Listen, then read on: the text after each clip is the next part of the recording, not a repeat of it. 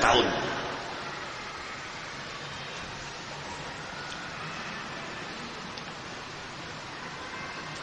Nah, pada tahun 198 Hijriah, khilafah dipegang oleh Al-Ma'mun, anaknya Harun al-Rasyid juga. Al-Amin dan Al-Ma'mun bersaudara, satu bapak lain ibu.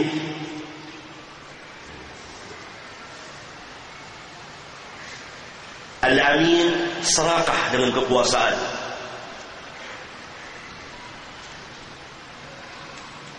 Sehingga dia mati dibunuh.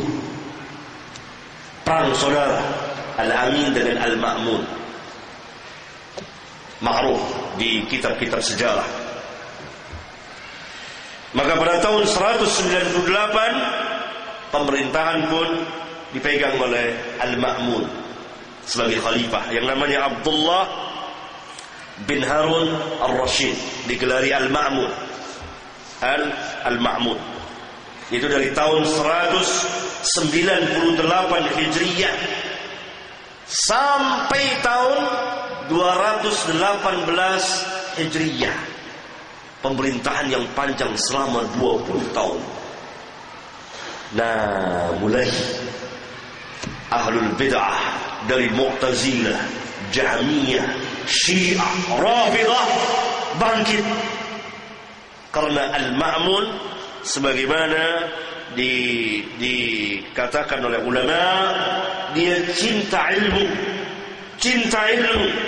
tetapi tidak mempunyai basirah. Cinta ilmu tapi jahil.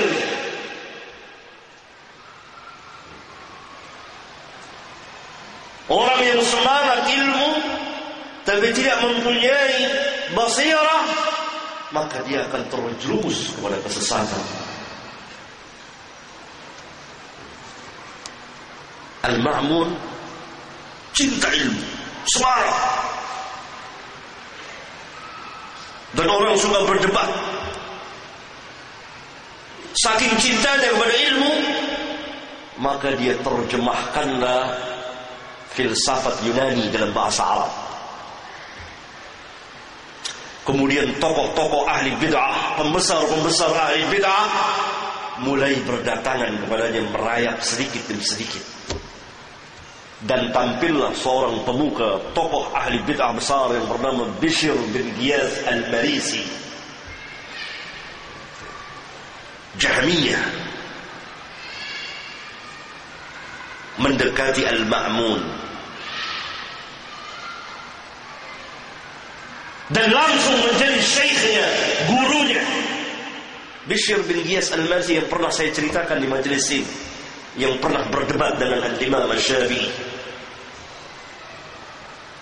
Ini pembesar ahlul bid'ah, langsung jadi syekhnya Al-Ma'mun. Kemudian masuk lagi Ahmad bin Abi Duwad, namanya Ahmad juga.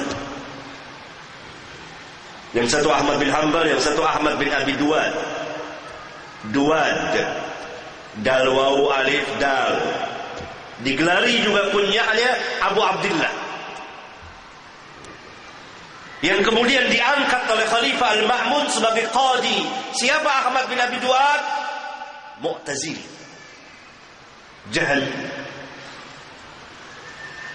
Nah, dua tokoh besar ini merapat kepada Al-Ma'mun di sebelah kanan dan sebelah kirinya, memasukkan berbagai macam pikiran Jahmiyah dan Mu'tazilah.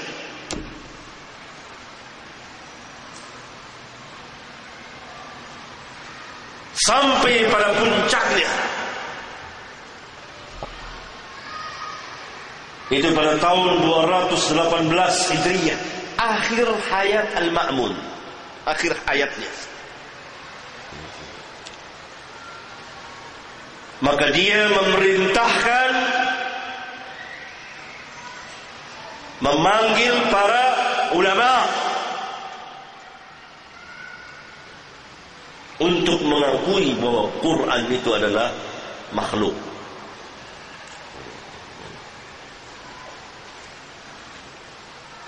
akhir masa pemerintahannya.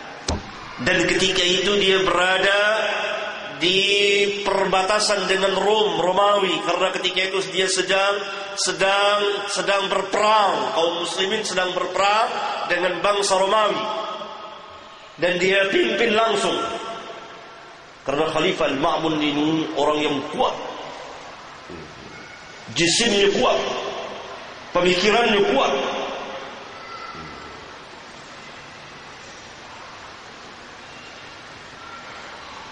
Sehingga dia ingin mengislamkan Romawi.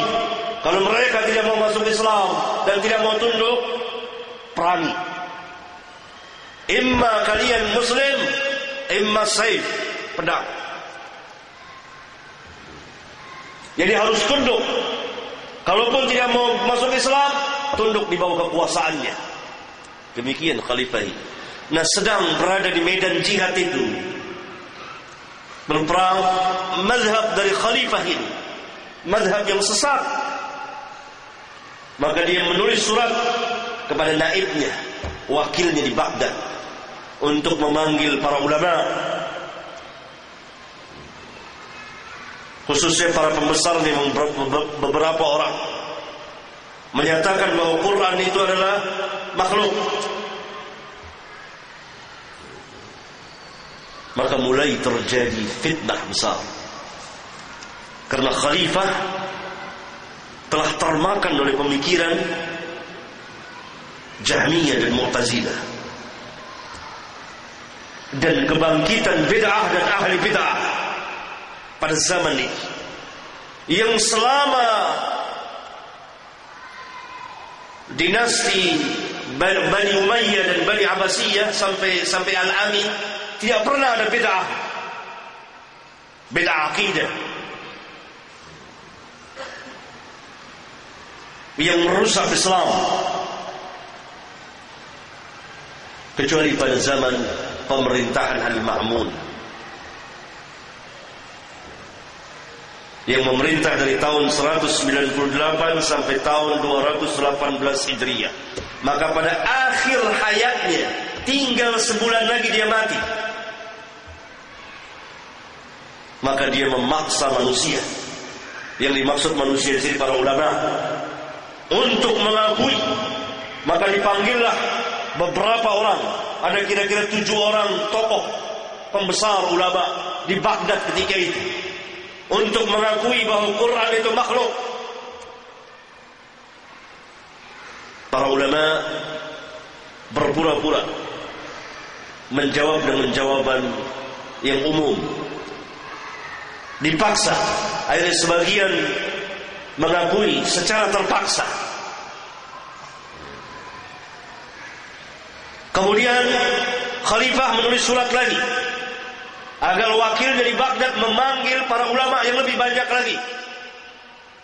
Maka dipanggillah para ulama yang lain, termasuk diantaranya Al-Imam Ahmad bin Hanbal.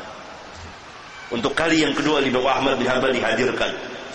Satu-satu para ulama ditanya, bagaimana tentang Quran? Kalau ulama menjawab, Al-Quran kalamullah. Bukan itu yang kami tanyakan, Quran makhluk. Dan begitu seterusnya, satu-satu sampai pada yang terakhir giliran Al-Imam Ahmad. Bagaimana tentang Quran? Quran kalamullah. Imam Ahmad mempertahankannya.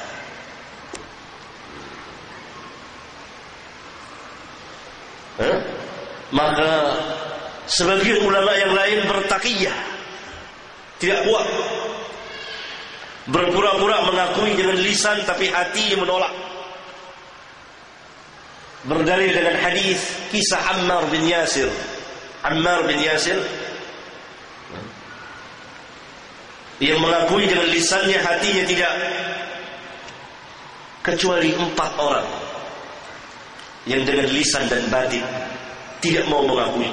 Itu Imam Ahmad bin Hanbal dan 3 orang kawannya. Salah satunya pemuda Muhammad bin Nuh.